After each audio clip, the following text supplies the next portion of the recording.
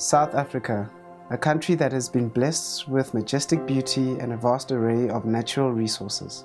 However, this country has been classified as one of the 30 driest countries in the world. It is therefore important that the country protects and maintains its key water source areas for the sake of water security and ecological functioning.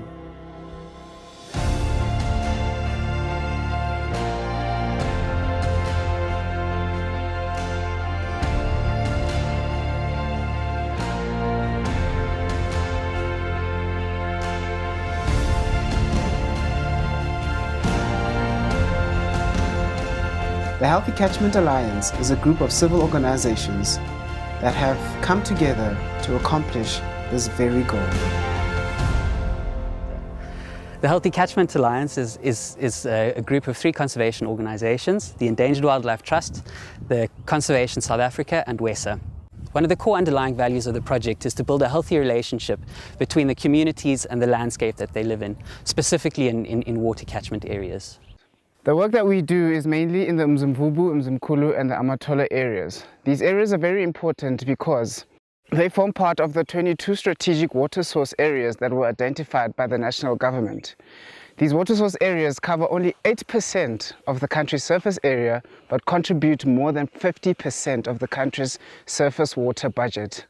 As a group of partners, we secure funding, such as the funding that we got from the European Union, and we work in partnership as far as possible with cross-platform learnings and those kind of collaborations. The partners within the Healthy Catchment Alliance all bring something quite interesting to the party, where WESA is involved with the Eco Schools program, and so across a number of different catchments that the Healthy Catchment Alliance is working in, WESA implements Eco Schools programs and various other environmental education programs. Conservation South Africa is very involved with rangeland conservation and rangelands management, and EWT, the Endangered Wildlife Trust, focuses on endangered species and endangered habitats. The Amathole catchment, located in the Eastern Cape of South Africa, has been identified as a strategic water source area in the country. Invasive alien plants such as black wattle cause much harm in the water catchments and surrounding ecosystems. The Healthy Catchment Alliance has implemented an invasive plant clearing project along the riparian areas of the Chume River in collaboration with the Department of Environmental Affairs Working for Water program. We have a 3-year funding agreement with the Department of Environmental Affairs' National Resources Management Working for Water program, whereby they supply us with funding to conduct the work of clearing alien invasive plants out of the catchment, and we use that funding to create as many jobs as possible. Well, I like it, Mama, to do my job because, one, firstly, I am a person who is disabled, but I can manage to do my work. Now, as I'm standing here, I know the computer now because of EWT. We've had a number of really great successes. We've treated over 1,800 hectares of degraded grassland and riparian areas, effectively removing all of the wattle from those areas, but also allowing the grass to recover, so it's not just clearing but actually rehabilitating those areas as well.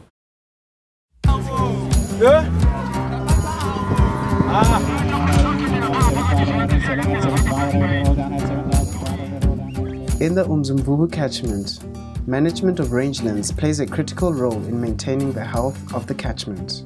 To help rehabilitate the critical ecosystems in this catchment and avoid overgrazing and erosion, Conservation South Africa has negotiated conservation agreements with local livestock owners to participate in rotational grazing practices. Here, Conservation South Africa and Environmental and Rural Solutions have organized livestock auctions to incentivize local villages to participate in the land rehabilitation project. We're working and based on Mzimvubu catchment.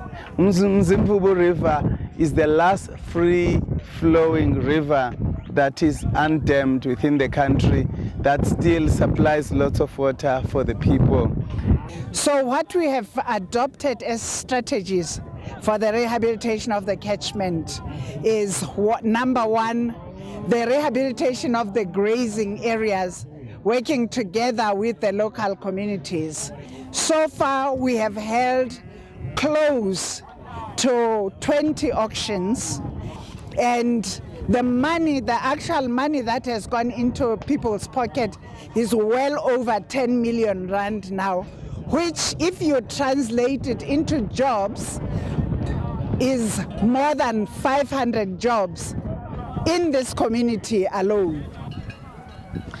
Ke a nahana hore jwalo ka ha e se tlile re tlamehile ho baballa lekgudu la rona re ntlafatse diphoofolo tsena tsa rona bonyane jwalo ka ona jwale ha re na bo mabuella ha re na letho re qale qalong re be le mabuella re be le ntho yohle e le hore di ntlafale re tofe re etse tsohle dintho tse ka ntlafatsang phoofolo tsa rona hobane molemo e se lona. The aim is to find a financial reward, really, that would reward communities for improved management of their natural resource, and particularly grazing and grazing management. So what we've been doing is offering communal mobile livestock auctions, which have taken off. And like yesterday, for example, we had a turnover of 1.6 million into a community that previously perhaps would have had a tenth of that, you know, in external sales that would have flowed into the local economy. People are signing agreements that where they commit to managing improved grazing management, resting of veld in the growing season, as well as other general best practices in regards to grazing and land. And yeah, I think people are really starting to reap the rewards. The Biodiversity Stewardship Program is an integrated program that aims to consolidate biodiversity priorities throughout the region. Here, landowners that participate in the program are provided with land management support and guidance. This has become a key strategy used by the Healthy Catchment Alliance in conserving these key catchment areas. So the landowners were approached in 2012 where they all decided on signing up to the stewardship program, and by 2015 they all got formally declared and we managed to secure this site, and we're still busy expanding on this protected area. We're hoping to, in the near future, working with our partners to expand these efforts into a more communal landscape and securing our watershed of the Mzimvubu, which hopefully will include another 65,000 into our protected area for the Eastern Cape side. In the Mzimvubu and Mzimkhulu catchments, a group of environmental enthusiasts, also known as eco-rangers, have been trained and subsequently employed by the Endangered Wildlife Trust to assist with the stewardship program. The Environmental Goods and Services tool was developed to map and generate data that can be used to determine the environmental health of key sites in these catchments. The EGS methodology has been very effective in assisting to develop, implement and monitor management interventions in key sites within the catchment areas. So I'm going to demonstrate one of the ecosystem goods service and services monitoring tools. This is the quadrant. So we use this tool for to assess the amount of the background. We just visually check inside the amount of background.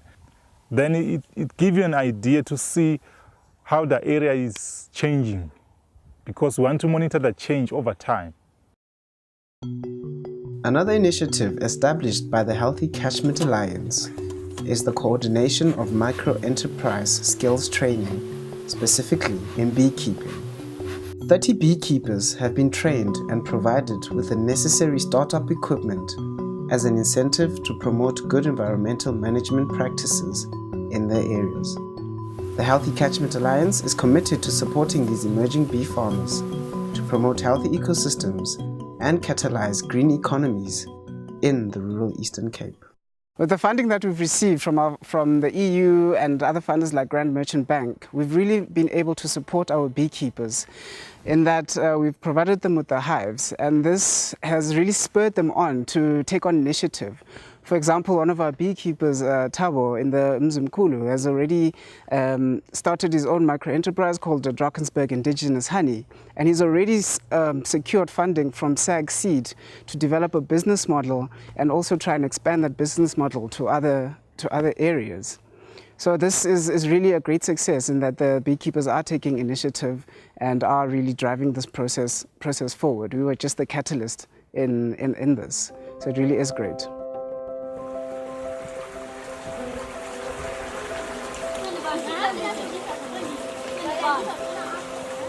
The Eco Schools program was established in 18 schools with 68 educators trained in the Amathole, Mzimvubu and Mzimkhulu catchments.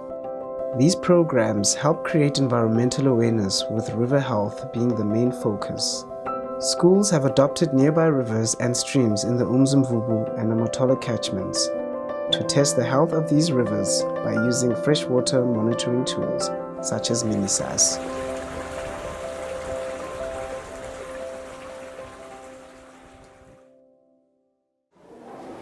Hi everyone. Hi. How are you? I'm good, thank you. Thank you guys for coming here and listening to my talk. Hi, my name is Dosh Cheyi, working for EWT on a project called Eco Schools, where we're focusing on water quality on 2 catchments. Eco School is very important as we're teaching the learners about the importance of environment. Before the introduction of the program in this school, things were very bad. It was all dirty, papers all over, but the introduction of the program came as a remedy to some big problems. The teachings from eco programs, they molded us. Although we are not 100%, we are conserving water. What I like about this program is that it teaches us about things we haven't learned before, like how to preserve natural resources that are scarce, and that we must take care of our environment, and we must be aware of things that are wrong in our community, and also inform others as well to be aware of things that they waste, like water, for instance, which is proven that it is scarce in our world. Crane in the Classroom program is focused from grade 1 to grade 6. What we want to achieve with this program is to do environmental education around crane habitat and the environment. Bonil, this is again a dancer. It has him dancela. Mama crane. No, I did have some. An exact. Oh, you shot? Yes.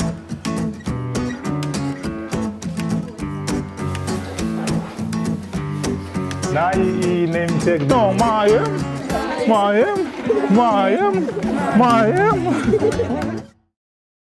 In the Mzimvubu, cranes play a big part of the ecology, and so the EWT focuses on protecting the cranes, which in turn protects the wetlands in the area that form a critical component of the water system.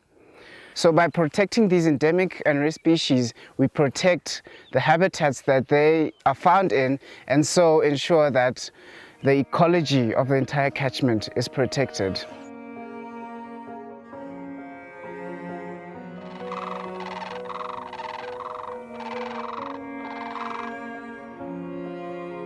The Healthy Catchment Alliance in these 3 key water source areas has been a success. However, there are still plenty of lessons to be learned. The protection of critical ecosystems is an ongoing endeavor that requires civil organizations, government, and society to each play a role in the protection of key areas for the benefit of all.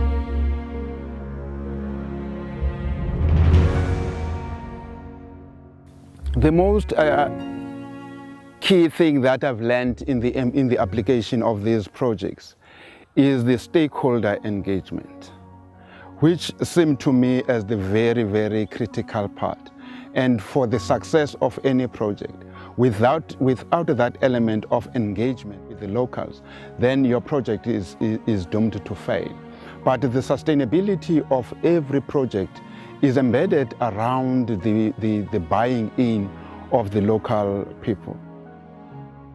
So, the Healthy Catchment Alliance partnership is securing ecological integrity in these important water source areas, which in turn is improving water security in the country for the people that depend on these catchments and also the environment that depends on them.